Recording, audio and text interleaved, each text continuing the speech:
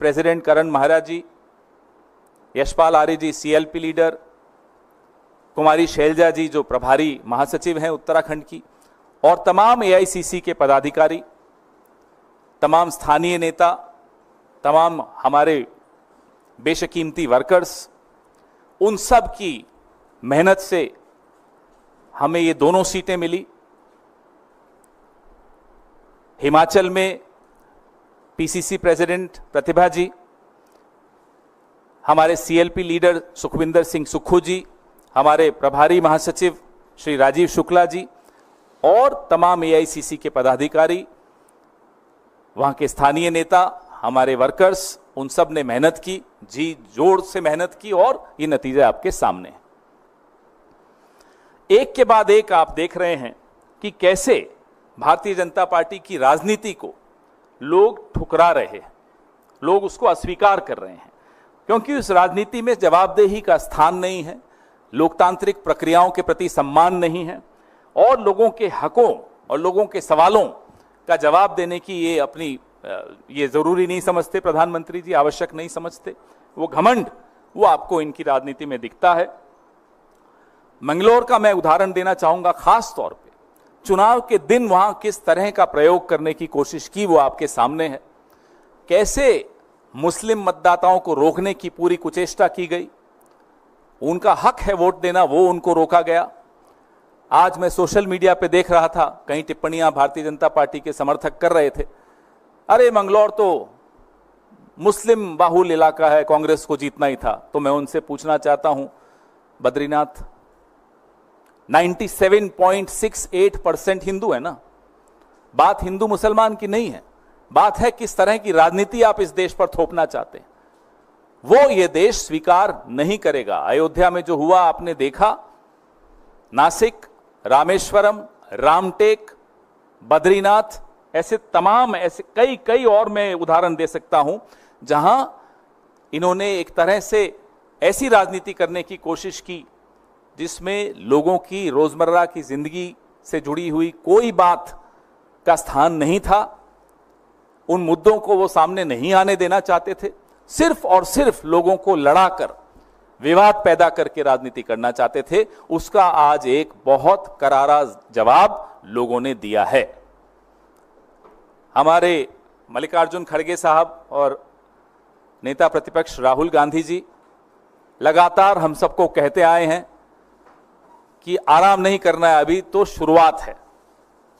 आने वाले जितने भी 4 असेंबली इलेक्शंस आ रहे हैं, राज्यों के विधानसभा के चुनाव आ रहे हैं, हम पूरे वर्कर्स, हमारे तमाम ऑफिस बेरर्स पूरी मजबूती से काम पर लग गए हैं।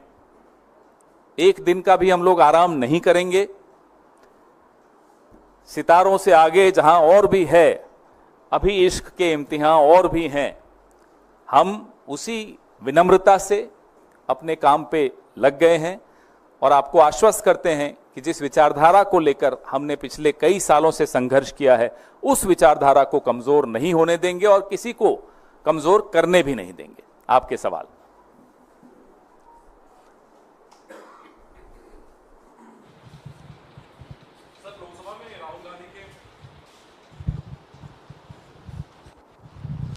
सर, 2 सवाल। एक तो जो उपचुनाव के नतीजे आए हैं, जिस तरह से बीजेपी ने राहुल गांधी को उनके बयान पर घेरने की कोशिश की कि उन्होंने हिंदुओं का अपमान किया, आपको लगता है कि उपचुनाव में कहीं ना कहीं जनता ने इस पर भी अपना एक जनादेश दिया है? लगातार जनता संदेश दे रही है। जनता जीतने वाले को भी संदेश देती है, जनता हारने वाले को भी संदेश देती है। अब आपके ऊपर है कि आप वो संदेश स्वीकारते हैं विनम्रता से या नहीं स्वीकारते। हमने 2014 का संदेश भी स्वीकारा, 2019 का भी स्वीकारा, 2024 का भी स्वीकारा, ये उपचुनावों का भी हम संदेश स्वीकार रहे हैं, उससे सीख ले रहे हैं। क्या नरेंद्र मोदी जी कुछ सीख लेंगे? लगातार उनकी राजनीति को अब ठुकराया जा रहा है, नकारा जा रहा है। अब उनके हाथ में, वो लें तो लें, ना ले तो आने वाले चुनाव में और मालूम पड़ जाएगा। और सर, एक सवाल और है। आपके संगठन महासचिव, कांग्रेस के संगठन महासचिव केसी वेणुगोपाल ने एक सोशल मीडिया पर पोस्ट डाला है कि उनके फोन को हैक करने की कोशिश हुई है, उनको एप्पल की तरफ से ये सूचना दी गई है। ये कितना गंभीर मामला है सर, और इसको लेकर के आप लोग क्या कुछ कार्रवाई चाहते हैं? ये वेणुगोपाल जी के साथ पहली बार नहीं हो रहा, उनके साथ ये पहले भी करने की कोशिश की और ये लगातार प्रयास कर रहे हैं। राहुल जी के भी फोन पे एक बार आपको मालूम है हुआ था, हमारे कई नेताओं के फोन इस तरह से हैक करने की कोशिश की और एप्पल की तरफ से अधिकृत चेतावनी आई थी अक्टूबर पिछले साल, मेरे फोन पर भी। ये लगातार हम सबके साथ करने की ये कोशिश कर रहे हैं, लेकिन करते रहिए। आप 2024 में आपको मालूम पड़ गया ये सब करने से कुछ नहीं मिलेगा। जनता देख रही है और भगवान देख रहे हैं, सत्यम शिवम सुंदरम। सर आप, हाँ माइक। Hello hello. हाँ बोलिए। सर एक सवाल है उपचुनाव से जुड़ा हुआ। अभी उत्तर प्रदेश में भी उपचुनाव होंगे, विधानसभा के बहुत सीटें खाली हैं और राजस्थान में भी होने वाले हैं। दोनों जगह भारतीय जनता पार्टी की सरकार है और यूपी में तो बीजेपी की बड़ी हार हुई है, जहां से उम्मीदें नहीं थी उनको। तो वहां कांग्रेस का प्रोस्पेक्ट क्या देख रहे हैं? और राजस्थान में भी, यूपी के लिए स्पेसिफिक पूछना चाहूंगा कि क्योंकि वहां आप समाजवादी पार्टी के साथ अलायंस में हैं, तो कांग्रेस को कहां देख रहे हैं सीटों के मामले में? कितनी सीटों पे कांग्रेस लड़ सकती है वहां? अभी चुनाव घोषित हुए नहीं हैं, अभी बैठकों का सिलसिला शुरू होगा, कौन किस सीट पे लड़ेगा वो तय होगा, सब आपस में चर्चा करेंगे, उसके बाद इस निष्कर्ष पर तमाम पार्टियां पहुंचेंगी कि कौन सी पार्टी कौन सी सीट पर लड़ रही है, तब फिर चर्चा करेंगे। सर दूसरा सवाल है, ऑल इंडिया मुस्लिम जमात के राष्ट्रीय अध्यक्ष मौलाना मुफ्ती साहबुद्दीन रजवी बरेलवी ने एक बयान दिया है कि सुप्रीम कोर्ट का विरोध नहीं करते, लेकिन मुस्लिम महिलाओं के अधिकारों से किसी को कोई हमदर्दी नहीं, सिर्फ महिलाओं की आड़ में शरीयत की तौहीन होती है। इससे भारत का मुसलमान चिंतित है। मुझे लगता नहीं है कि ये मुद्दा है आज, इस मुद्दे पर मैं आज चर्चा नहीं करूंगा, फिर जरूर किसी और दिन इस पे पूरा स्टडी करके गंभीरता से फिर चर्चा करेंगे। माइक दीजिए इन्हें।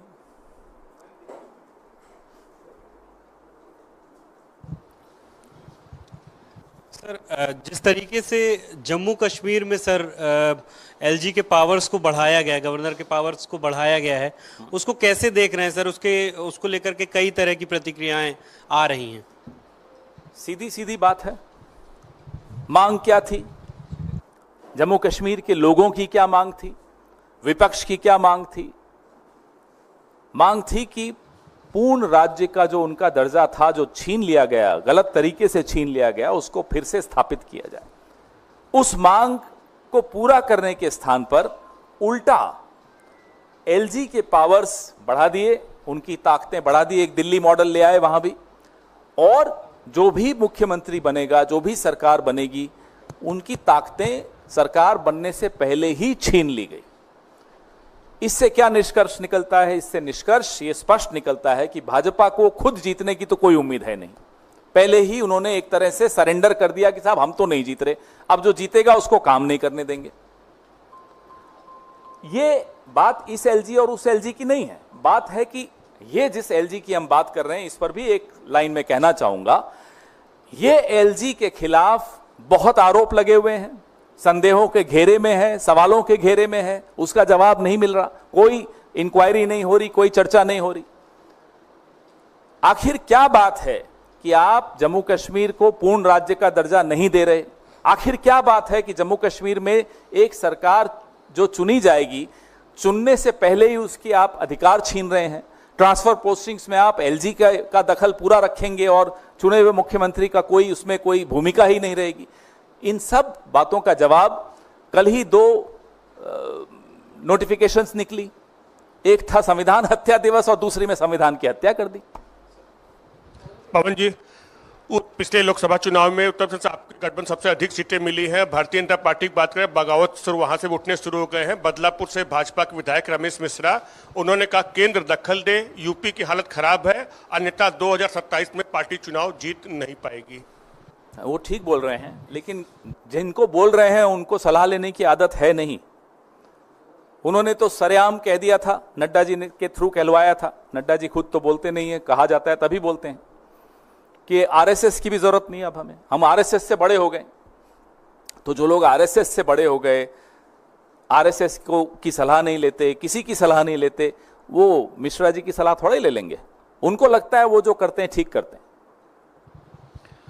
सर जो उन्होंने कहा 2027, बिल्कुल ठीक कह रहे हैं। लगातार अब भारतीय जनता पार्टी जिसकी हार का सिलसिला शुरू हुआ है, लगातार आपको हारती हुई दिखेगी।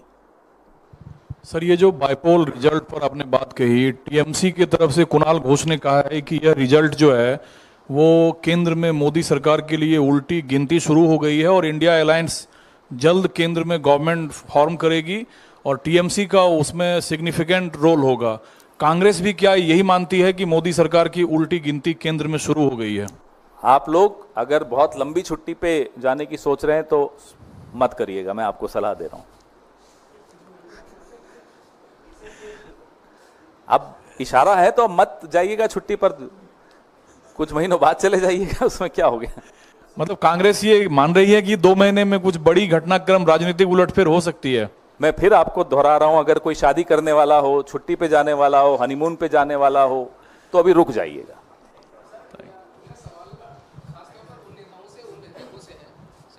धन्यवाद। मेरा सवाल खासतौर पर उन नेताओं के लिए है और आपसे इसलिए पूछ रहा हूं कि कई साल पहले या कुछ दिनों पहले तक हम सुनते रहे कि अंतरात्मा की आवाज पे ऐसा किया, तो चाहे वो शीतल अंगुराल हो जलंधर वेस्ट से या फिर मुकुटमणि अधिकारी जो रानाघाट दक्षिण से लड़े, ऐसे दल बदल करने वाले नेताओं के लिए आप क्या कहना चाहेंगे? और दूसरा, हमने पिछली साल भी देखा कि सितंबर महीने में जब 6 राज्यों के 7 उपचुनाव हुए थे जिसमें घोसी की सीट थी और धूपगढ़ी की सीट थी, उसमें भी नतीजे बीजेपी के फेवर में नहीं गए। देखिए, जिस तरह की जोड़ तोड़ की राजनीति पिछले 10 साल के इस दौर में हमने देखी है, इससे पहले बहुत कम ऐसी देखने को मिली।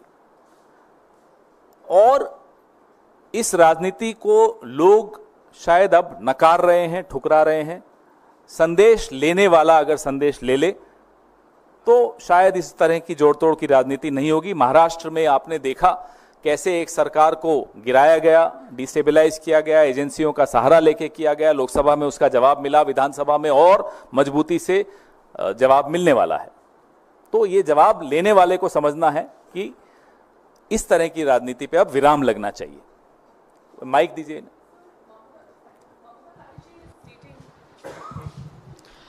So Mamata Banerjee has announced that she will be moving a resolution against the Nyaya Samhita bill and also against NEET in the next session of the West Bengal Legislative Assembly.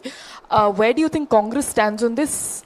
Well, we've been very clear about the Nyaya Samhita bill also, act also, because that act was passed in a hurry. That bill was passed in a hurry after removing all the members of the opposition out of the parliament. There was no comprehensive discussion on this bill, on the passage of this bill. And this bill has several problem areas which we as opposition parties have discussed amongst ourselves, and we are together in opposing this act. On NEET, Mr. Rahul Gandhi held a press conference. We've spoken about it at length. And again, there are a lot of anomalies in the way these exams are conducted. There are major question marks on the integrity of NTA, the officers working there. All those questions have not yet been answered, and there has to be a comprehensive review of the way these exams are being conducted. Thank you.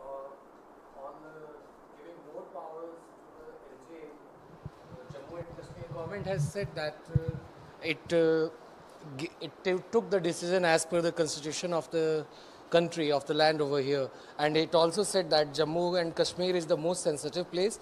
We have been able to tackle terrorism there, but there are still few places like South Kashmir where tensions are still prevailing. That's why this decision has been taken. So how do you look at it? What has law and order problem which is ongoing, which they haven't been able to solve, got to do with the LG getting powers to transfer and post officers? Right now the LG is in any case doing it. So you don't trust the government which will take charge whenever the elections happen? You already passed a no confidence motion against an elected government which is yet to be elected. What kind of a no confidence is this, and who is Mr. Narendra Modi to pass a no confidence motion even before a government is formed, even before the elections are held? So if the people's will gives a role to a government or a political party to form the government, how can Mr. Narendra Modi and Mr. Amit Shah sitting in Delhi lord over Jammu and Kashmir and disrespect the people's will? अभी पूछ लीजिए, 1-on-1 नहीं कर पाऊंगा। India गठबंधन ने 2 सीटें गंवाई हैं, एक बिहार से रुपौली और दूसरा मध्य प्रदेश से अमरवाड़ा। अमरवाड़ा कहा जाता है कमलनाथ का गढ़ है, वहीं रुपौली भी कई चर्चाएं थी उसको लेकर के, पप्पू यादव को लेकर के, लेकिन दोनों सीटें आपने गंवाई हैं, कहाँ चूक हो गई है सर? हाँ, अमरवाड़ा के बारे में मैंने आपको पूरा अपनी प्रेस वार्ता में